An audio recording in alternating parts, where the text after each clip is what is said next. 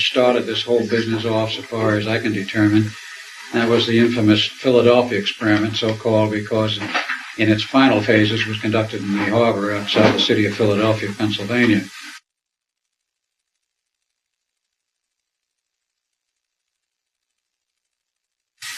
It originally began back, I'll condense this quite a bit, it originally began back in the 30s in Chicago with three people, Dr. John Hutchinson Sr., who was the dean of the University of Chicago, Nikola Tesla, and a third man by the name of Dr. Kurtenauer, who was an Austrian physicist who was apparently on staff at the University of Chicago. They decided about that time to try and do something about all of the speculation rampant at that time and for years prior about things like invisibility and how could you possibly make an object invisible and so on. They got together and researched the thing and did some work at the University of Chicago around 31, 32. In 33, the Institute of Advanced Studies at Princeton, New Jersey was formed. And the project was transferred there probably about 34. One of the first people on staff at the University Institute of Advanced Studies was Dr. John Eric von Neumann, who was from Hungary, Budapest. He had his degree about 1925 in chemistry and 26 in physics, PhD in math. Taught in Europe for about 4 years, then transferred to the United States. He taught at the graduate school at Princeton for 3 years and was invited to join the Institute. Other people at the Institute, of course, included Albert Einstein, who left Germany in 1930, went to the California Institute of Technology for 3 years, taught there, then went to the Institute upon their invitation and acceptance. A lot of other people showed up there as time went on. But the project expanded about 1936.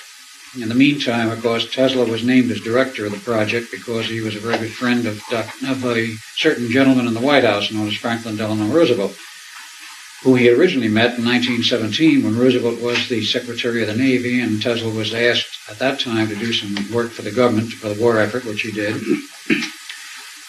And they maintained their friendship. When he became president, Roosevelt, insofar as I can determine, called him down to Washington and asked him, well, how would you like to work for the government again? And since he was not terribly flush with money at that time, namely Tesla wasn't, he accepted, became involved with this project insofar as being the director was concerned. He had already been involved. And he became and retained his position as director of the so-called Invisibility Project until he resigned or left, however it occurred in 1942.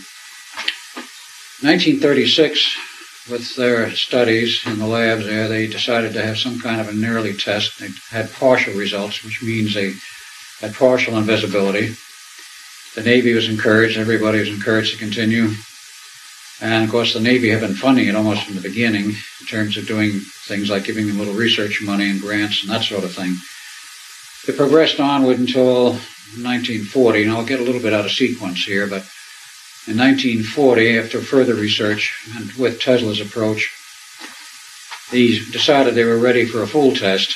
And they had a small Navy ship, probably a tender, and two adjacent vehicles, Brooklyn Navy Yard. And the two adjacent vehicles provided the power and the basic drives for the coils and the equipment they had on board the tender, with cables from either side, and the idea being if they're in the area of the Brooklyn Navy Yard with the cables, if something went wrong, they could cut the cables, and if they got desperate, they could sink the ship. Well, nothing of the kind happened. Everything worked, and the project was declared completely successful. But the important point of that 1940 test was there was no one on board the test vehicle. It was strictly a dry run, no people, no personnel. It's important because of what happened later. Now, in the meantime, other people came on board. There was a Dr. Gustav Le Bon, an associate of von Neumann's, who became a close associate. There was a Dr. Clarkson, came in about 1940.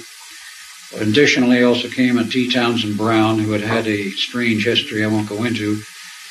But he was joined the Naval Reserve about 1933, and about 1939 he was tapped on the shoulder for active service by the Navy, and they wanted him specifically because of his background in gravity, gravitics, high voltage and such, to work on the problem of the German magnetic mines. He was given the status of the head of a department to develop countermeasures for the German magnetic mines and other mines, minesweeper operations for the Navy.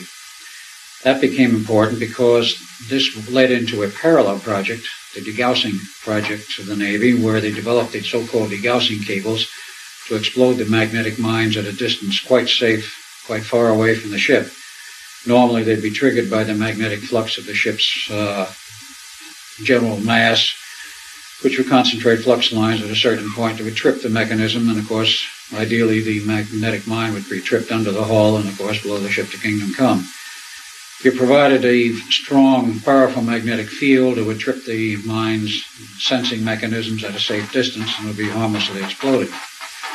That project was actually separate from the invisibility project, but was also parallel in the sense that much of the same technology was involved.